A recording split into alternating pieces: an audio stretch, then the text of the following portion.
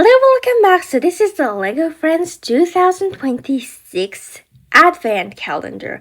Looks so wonderful, right? So we have lots of animals. We also have a little like polar bear, little rabbit, penguin, and like horse, like pony, sort of like that. And we have like 3 dolls, Leah and Alia and Nova, and they're also wearing like skis and ice skates and things like that. And all the animals in this set is almost like all white, and there's also like lots of icy sets, like ice. There's also a nice snowman as well, and I just love Nova's skis.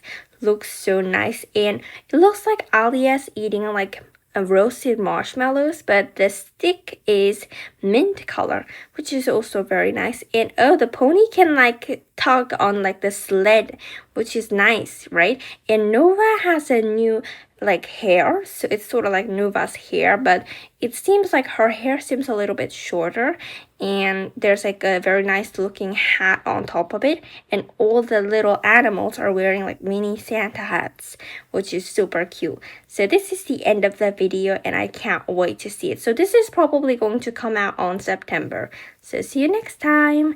Bye bye.